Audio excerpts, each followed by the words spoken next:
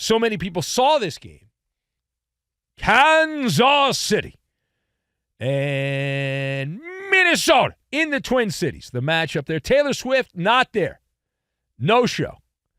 A slap to the Juicy Lucy. An act of disrespect to the land of 10,000 lakes. Nobody in Minnesota should ever listen to another Taylor Swift song again. She spat a loogie at the great state of Minnesota. I showed up to Minnesota this year. Taylor Swift can't show up? Come on. She was a healthy scratch. Didn't make it.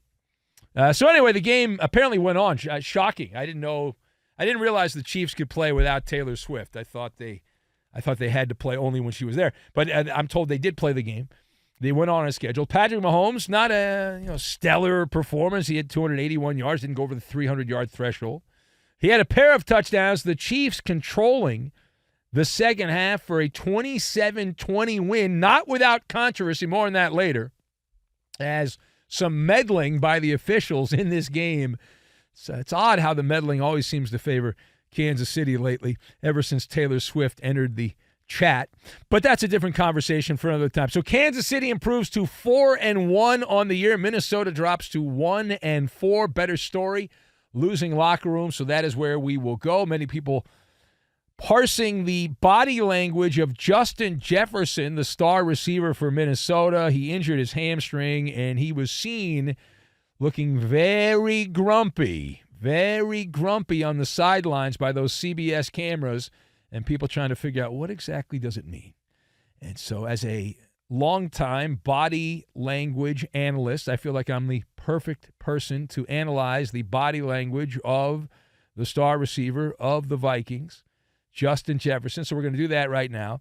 Let us discuss the question on this one. What is your viewpoint on Justin Jefferson seemingly sulking on the sidelines late in the game as the Vikings lost to the Chiefs and he was not out there? So I've got Jay-Z, Coattails, and Ebenezer Scrooge. And we will combine all of these things together, and we are going to make a one-way ticket out of Dodge. Bah, humbug.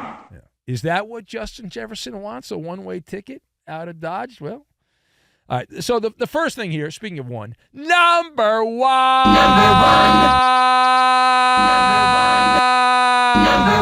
All right, so this is a byproduct of a miserable beginning. 5 games into the season, the Vikings are terrible. They're not only a football team, they're garbage. And everything gets analyzed and scrutinized, and you become despised when you're 1-4. It's part of the package. But you look at Justin Jefferson, and I look at the body language, the clip that has been bouncing around the social medias, and bouncing around. And I look at that, and I'm like, that's like a Jay-Z special right there. And as I'm looking at that, I'm like, well, Justin Jefferson's got 99 problems, and his hamstring is one of them. It is absolutely one of them. It's also the team he plays for, and the fact that right now this is a humiliation situation. When he plays, Jefferson's been putting up Buffo-Sacco stats. The Vikings, though, have buckled under in a crap division where you've only got the Lions. Green Bay's no good. The Bears are no good. And then you've got Minnesota, and he turned down a flotilla of money that was floating around Lake Superior. He said, I don't need your money. I don't want your money. Not now, anyway. I don't need it. I don't want it. Not now. And so he turned down a big extension, the rumor mill through the grapevine has told us. And he's supposedly slow-walking things. It is risky business, though. It's risky business because the hammy problem, that can be a elongated thing. We don't know how bad it's going to be. He's going to have some tests done later on when the sun rises here on Monday. And by the time we get behind the microphones, we'll know more about his status. But, turned down a big contract. Hamstring is not a career-ending or career-altering injury, but it is a season-altering injury.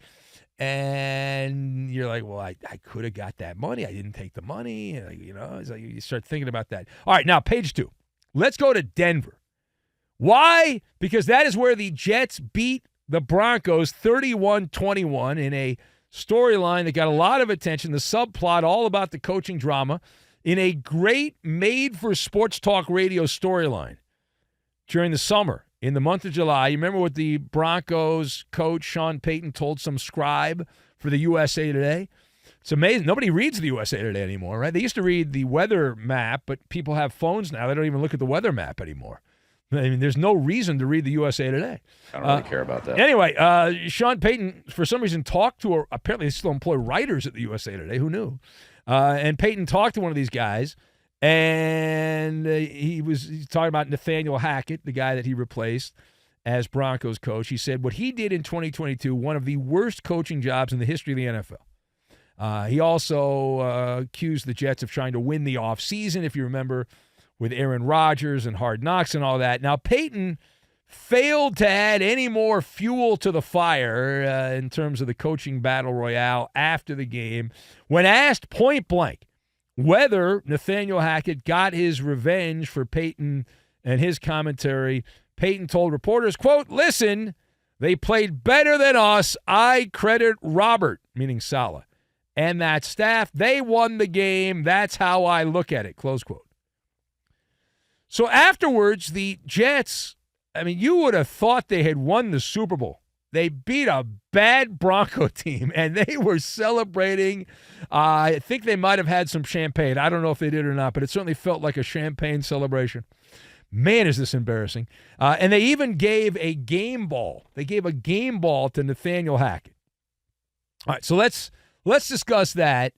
And did Nathaniel Hackett, offensive coordinator of the Jets, deserve a game ball after the Jets beat the Broncos based on the offensive performance of the Jets? That would be an N+O situation, as in no. Now let's go. Man, you got to shake your head no. You got to shake your head no on this. And the reason why is because he didn't deserve one. That's the reason why. Hackett riding the coattails of the Jets defense, and also Breece Hall. Breece Hall's good. He's a running back. But the passing offense of the Jets is still stuck in the Stone Age, shall we say. Now, I understand the Jets were giddy. They were excited, even though every single thing that Sean Payton said about Nathaniel Hackett and the Jets is true. And it's still true today, even after the Jets beat the Broncos. It doesn't change the history of Nathaniel Hackett being an incompetent boob as coach of the Broncos. It doesn't change the Jets trying to win the offseason. All of those things are accurate. So even though Sean Payton said them, and this is why I get so annoyed. We always want honesty. Right? I want to hear what's really going on. And what we get so often is bullcrap. It's a study buffet of bullcrap of cliches and platitudes and watered-down rhetoric because somebody says something that's accurate, like Sean Payton about Nathaniel Hackett. Oh, the pearl-clutching, the primal scream that goes into the football world. I can't believe you would say such a thing. Bad decorum by you. And really? What did he say was wrong? Nathaniel Hackett sucks. If your team hired Nathaniel Hackett right now, you say, "Holy crap! I got to get a new owner. I got to get somebody. The GM. What are we doing?" That's Nathaniel Hackett. The guy sucks. By the way, his dad also stunk. I covered him when he was coaching at USC back in the day. He was terrible also. Anyway, all right. So wow. I'm not impressed. Have I made myself clear? I'm not impressed with Nathaniel Hackett here in this game. Now, keep in mind, Denver coming into this game, I know the numbers were skewed by the Miami game, but Denver had, by any measurement, the worst defense in the NFL, giving up 460-plus yards per game, giving up almost 38 points per game. Now, the Jets, if you didn't watch the game, the Jets had 31 points, and okay, that's 31 points, fine. That's within reason. But really, the Jets' offense only had 20 points. Because 11 of those points were hand-delivered on a room service cart by Russell Wilson. There was the safety, and then there was also the fumble that was returned for a score. And so you can do the math on that, and it was bad. It was bad. And so really, Gang Green scored, if you do the math, like 20 points. New York finished 3 of 12 from third down throughout that game. That's not good, I don't think. I didn't play in the NFL, but I don't think that's good. 0 of 5 in the red zone. You gave a game ball to your offensive coordinator when you were 0 for 5 in the red zone. Is that not reaching at desperation? Like, we got to, like, as long as the Jets won the game, they were going to give Nathaniel Hackett a game ball because somebody else said something mean that's true about him? I mean, that's really what happened here. 0 for 3 in goal-to-go situations, 9 penalties for 71 yards on the Jets. So to rephrase this, Nathaniel Hackett stinks. He stunk yesterday. He stunk the day before, and he still stinks today, and he'll stink tomorrow. And that's a fact, right? But he got a little participation ribbon. We'll give you a game ball. Why? Well, because somebody said something mean about you. All right. Now, final point. Let's go to Arizona. Now, if you watch the TV show Benny versus the Penny over the weekend, check your local TV listings. You know that I did pick the Arizona Cardinals. That was one of the games we got wrong. The main reason I picked against the Cardinals, and I said this in one of our production meetings over there at NBC, I said, listen, I'm going to pick against the Bengals until I see Joe Burrow actually has a life and a pulse. And so the question here, Burrow, 317 yards passing, 3 touchdowns against Arizona. Since he improves to 2-3, is Joe Burrow back for the Bengals? Is he back? And after a minutes-long investigation, which involved not only reading the box score, but looking at several highlight clips from this game, I am nodding my head yes. Joe Burrow's back. Burrow's back. Burrow's back. Burrow's back. Burrow's back. Burrow's back. Burrow! He's back. Yeah. That's not so much about the opponent. Arizona's not a talented team. They play hard. They're scrappy, which means you suck talent-wise. But listen, the Cardinals don't have a lot of elite talent. But what I saw of Joe Burrow, the lateral movement, the moving around, not being the Statue of Liberty, he's back. That's the guy I remember. That's close to the guy I remember. Not all the way back, but it's the pigskin version of Ebenezer Scrooge. Yeah, it's the Joe Burrow from football past has returned here. It's peekaboo, and seeing is believing. So I saw it. I believe it. I'm impressed. He's back. So that will affect my handicapping going forward. And if he reverses into bad Joe, well, heads are going to roll. So they're absolutely going to roll. All right, if you I'm back, baby.